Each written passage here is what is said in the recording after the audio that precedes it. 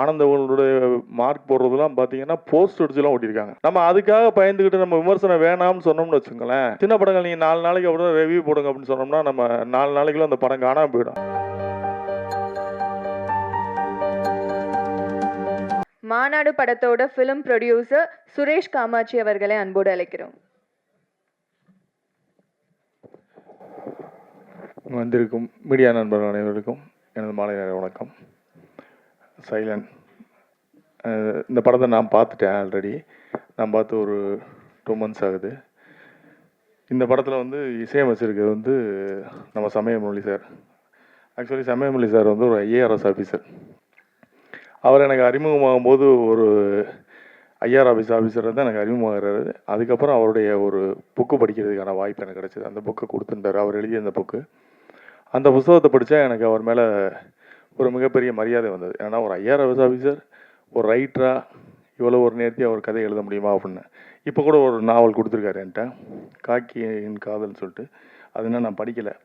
So அவர் மியூசிக்காகவும் பாட்டு போட்டிருக்கிறது எனக்கு ஒரு ஆஃபீஸராக இருந்துக்கிட்டு சினிமாவில் அவ்வளோ ஒரு கிரேஸாக இருக்காருன்றது உண்மையாகவே ரொம்ப சந்தோஷமாக இருக்குது. இது கணேஷ்க்கு வந்து அவர் வந்து மிகப்பெரிய ஒரு சப்போர்ட்டாக இருந்தார். எனக்கு தெரியும் கணேஷ் வந்து ஒரு புதுமுக இயக்குனராக இருந்தால் கூட இந்த படத்தில் மிக சிறப்பாக நடிச்சிருப்பார். நீங்கள் படம் பார்க்கும்போது தெரியும் ஒரு சிறந்த கலைஞர். அவர் வந்து கணேஷ் வந்து தன்னை வந்து வாய்ப்பு தேடி அலைஞ்சு எங்கேயுமே தனக்கு வாய்ப்பு கிடைக்கலன்ற போது தானே வந்து ஒரு சுயம்புவாக ஒரு கதையை உருவாக்கி ஒரு கதையை வாங்கி அதை நடித்து அவரே நடித்து உருவாகலாம் சாதாரண விஷயம் கிடையாது. அவ்வளோ பெயின் இருந்திருக்கு அவருக்குள்ள. எனக்கு தெரிஞ்சு இந்த படத்துக்கு அப்புறம் அவருக்கு வந்து இயக்கிறதுக்கான வாய்ப்பு கிடைக்குதா இல்லையான்னு கூட எனக்கு தெரியாது. பட் நடிகராக வந்து ஒரு நிச்சயமாக வந்து ஜெயிப்பான்ற நம்பிக்கை இருக்குது. ஏன்னா அந்த அந்த கேரக்டர் வந்து ஈஸியாக எல்லாரும் பண்ணிட முடியாது. ரொம்ப ஒரு சேலஞ்சிங்கான கேரக்டர். அது டிஃப்ரெண்ட்டாக பண்ணிப்பார். ரொம்ப திடீர்னு நெகட்டிவாக பண்ணுவார், திடீர்னு வந்து ஒரு எமோஷனலாக பண்ணியிருப்பார். ரொம்ப ரசித்து பண்ணியிருப்பார் அந்த கேரக்டர். எனக்கு ரொம்ப பிடிச்சேன். நான் படம் பார்த்தோன்னே சொன்னது அவர், நீ நடிப்பிலே கான்சன்ட்ரேட் பண்ணிக்கலாம், மிக சிறப்பாக நடிக்கிற அப்படின்னு. ஆனால் இந்த அவருக்கு வந்து இவ்வளோ சப்போர்ட் கொடுத்து இவ்வளோ ஸ்பேஸ் கொடுத்து அவர் வந்து உருவாக்குனாருன்னா அதில் சமயமுரளி சாரோட ரோல் வந்து பெரிய ரோல். அதனால் சமயமுரளி சாருக்கு வந்து இந்த இடத்துல வந்து நம்ம நன்றி சொல்லணும். ஏன்னா ஒரு ஆஃபீஸராக இருந்துக்கிட்டு இதெல்லாம் பண்ண வேண்டிய அவருக்கு தேவை கிடையாது. சினிமா மேலே உள்ள ஒரு காதல் தான். அப்புறம் சொன்னால் ஹேமந்த் வந்து இந்த படத்தில் வந்து ஹேம்நாத் வந்து அவரும் புதுசாக பிஆர்ஓ அறிமுகமாக இருக்கார். அவருக்கும் என்னுடைய வாழ்த்துக்கள். நீங்களும் சீக்கிரம் போய் அந்த சங்கத்தில் மெம்பராகி எலெக்ஷன் நடத்துட்டு தலைவருக்கு நீங்கள் விடுவேன். நீண்ட காலமாக தலைவர் அடுத்த ஜென்ரேஷன் வரட்டும் என்னென்ன வாழ்த்து. மற்றபடி இந்த வாரம் வந்த படங்கள் கூட பார்த்தீங்கன்னா வந்து எந்த படங்களுக்கு வந்து சரியான விமர்சனங்கள் எல்லாம் வந்து இந்த விமர்சனங்கள் எழுதக்கூடாது அப்படின்றதுனால தான் சீனிராமசாமி சொன்னது மாதிரி எனக்கு வந்து விமர்சனங்கள் வந்து உடன்பாடு உண்டு. நான் வந்து விமர்சனங்களை வரவேற்கிறவர் தான். இதை நான் ஆரம்பத்துலேருந்து என்னோடய படங்களை சொல்லியிருப்பேன். என்னோடய படங்களை திட்டினாலும் சரிவான்.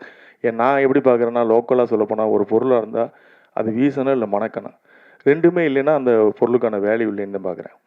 விமர்சனம்ன்றது வந்து நம்மளை மெருகேற்றிக்கிறது தான். எப்போவுமே வந்து என்னுடைய படைப்பு வந்து எனக்கு சிறப்பாக இருக்கும்.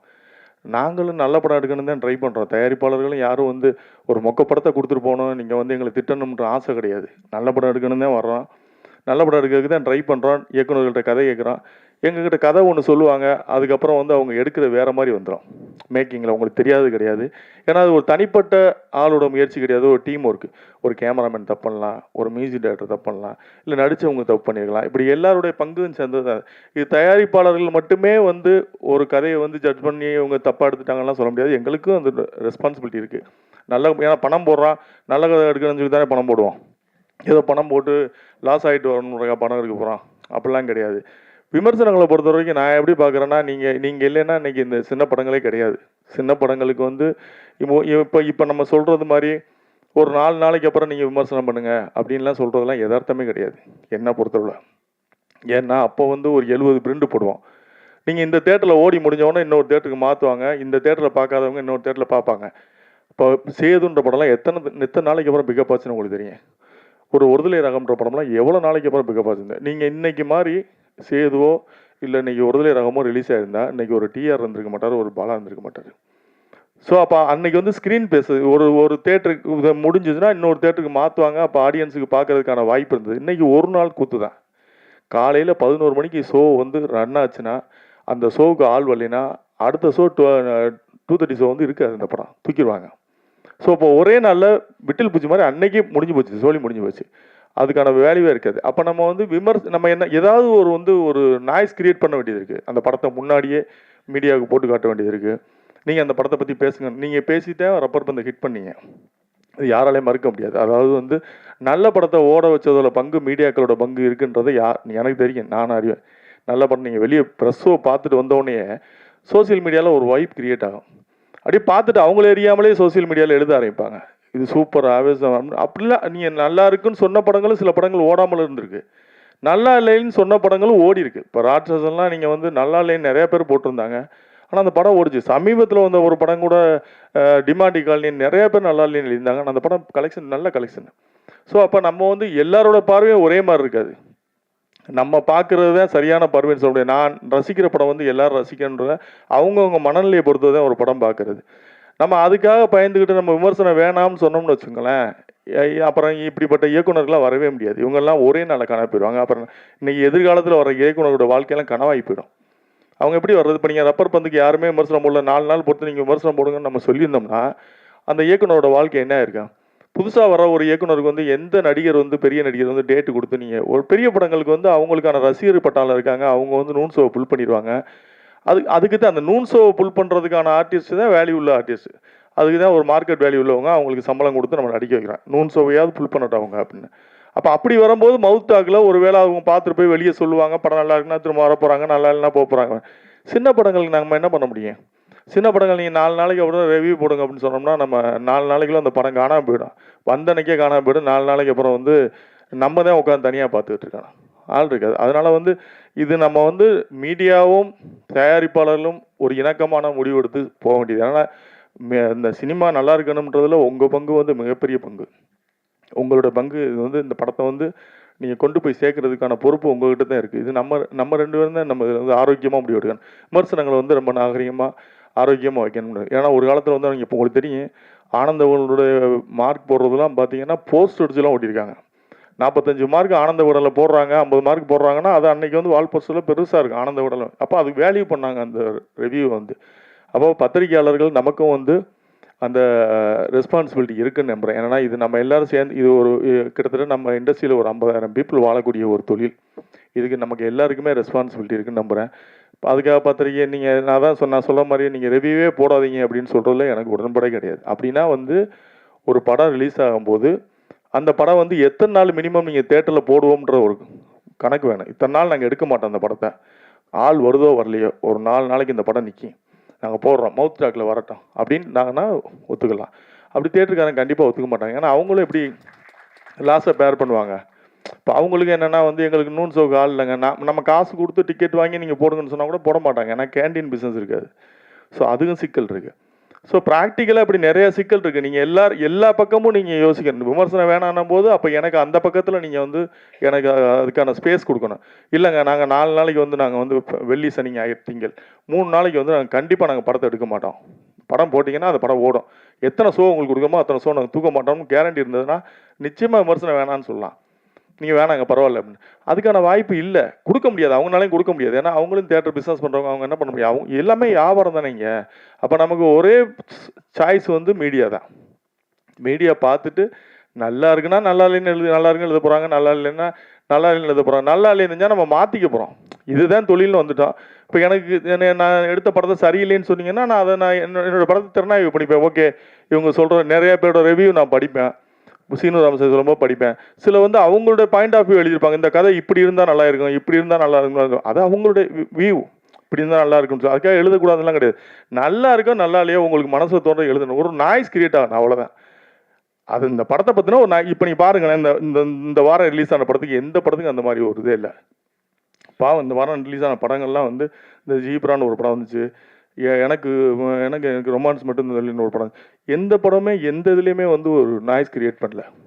ஸோ இது பாவம் தான் அது ஆக்சுவலாக. இதை நம்ம எல்லாருமே உட்காந்து நீங்களும் புரிஞ்சுக்கணும், எங்களுடைய வழிகளை புரிஞ்சுக்கணும். நாங்களும் இவ்வளோ கோடி ரூபா போட்டு இன்வெஸ்ட் பண்ணி படம் எடுக்கிறோம். நீங்கள் வந்து குற்றம் சொல்வதற்கு உங்களுக்கு முழு உரிமை இருக்குது. எந்த ஒரு ஆசிரியனுக்கும் மாணவனை தண்டிப்பதற்கும் முழு உரிமை உண்டு. அந்த மாணவன் வந்து அவனை திருத்திக்கிறதுக்காக நல்ல ஒரு அதாவது கசப்பு மருந்து எப்போவுமே வந்து உடம்புக்கு நல்லதுன்னுவாங்க. நீங்கள் சொல்கிற அறிவுரை எங்களுக்கு அப்படி தான் இருக்கணும். தனிநபராக வந்து உங்களுடைய விருப்ப வெறுப்புகளை வந்து இதில் காட்டக்கூடாதுன்றது தான் என்னுடைய தாழ்மையான கருத்து.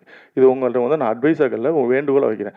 உங்களுடைய விருப்ப வெறுப்பு எது இருந்தாலும் அதுதான் அதை வந்து அந்த படைப்பில் காட்டாங்க. ஏன்னா அந்த படைப்பில் நீங்கள் என்ன மட்டும் உங்களுக்கு பிடிக்காம இருக்கும், என்ன பிடிக்காதுக்காக என்னை டார்கெட் பண்ணி எழுதுவீங்க. பட் அந்த படத்தில் வந்து நிறைய பேர் நடிச்சிருப்பாங்க, நிறைய பேரோட முதல் கனவாக இருக்கும். அதில் அவங்க அப்போ எல்லாருமே பாதிக்கப்படும். ஸோ அதனால் நம்மளுடைய தனிமனித விருப்ப வெறுப்பெல்லாம் வந்து ஒரு படைப்பில் வைக்கக்கூடாதுன்றது என்னுடைய வேண்டுகோள். மற்றபடி உங்களுடைய ஆதரவு வந்து சினிமாவுக்கு என்றைக்குமே தேவை.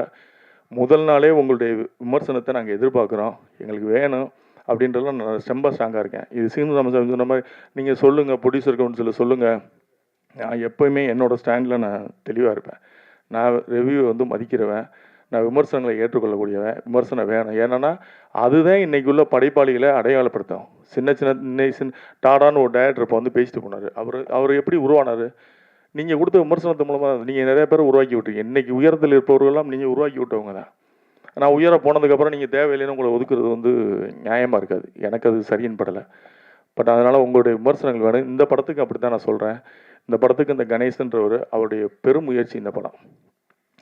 இந்த படம் வந்து அவர் எவ்வளோ கஷ்டப்பட்டு எடுத்திருக்காருன்றது எனக்கு தெரியும். ஏன்னா அதில் ஒரு அதில் அந்த கேரக்டராக நடித்தது தான் அவருடைய உண்மையாகவே அவருடைய வாழ்க்கையை அவர் எவ்வளோ வலி இருந்தால் அப்படி நடிச்சிருப்பாருன்றதை நான் உணர்ந்தேன். நான் உண்மையாக நீ காலையிலேருந்து கூப்பிடும்போது கூட என் ஆஃபீஸில் வந்து அவர் நான் வரவே வேணான்னு சொன்னேன். பரவாயில்ல, நீங்கள் ஃபோனில் சொன்ன போது நான் வரேன் அப்படின்னேன். இல்லை உங்கள் ஆஃபீஸ்க்கு வரேன் அப்புறம் அப்புறம் வர வச்சு நான் கேட்டேன், யாரை கூப்பிட்ருக்கீங்க, யார் இதுக்கு பிஆர்ஓ, எப்படி இதை வந்து இப்படிலாம் கேட்டேன். அவருக்கு பாவம் அவர் வந்து இந்த ஒரு படம் பண்ணணும், நடிக்கணும் அப்படின்ற ஒரு ஆர்வம் தான் இருக்குது. நிச்சயமாக நல்லா வருவீங்க பிரதர். நீங்கள் இந்த படத்துக்காக நிறைய மெனக்கெட்டுருக்கீங்க. உங்களுடைய சின்சியாரிட்டி கண்டிப்பாக வருவீங்க. ஏன்னா சினிமா வந்து நம்பினவங்களை கைவிட்டதே கிடையாது. சும்மா இதை வந்து ஒரு என்டர்டெயின்மெண்ட் சும்மா பொழுதுபோக்காக எடுத்துகிட்டு போகிறவங்கள வேணால் அந்த சினிமா கைவிட்டுருக்குமே தவிர உண்மையாகவே சினிமாவை நேசித்தவங்க யாரும் தோற்று போக மாட்டாங்க. தோற்று போகிற மாதிரி நமக்கு தெரியுமே தவிர தோற்று போக மாட்டோம். நிச்சயமாக ஜெயிப்போம். நீங்கள் இந்த படத்தின் மூலமாக வெற்றி பெறுவீங்க. என்னுடைய வாழ்த்துக்கள். இந்த டீம் அனைவருக்கும் என்னுடைய வாழ்த்துக்கள். நன்றி. ரொம்ப நன்றி சார். ஸோ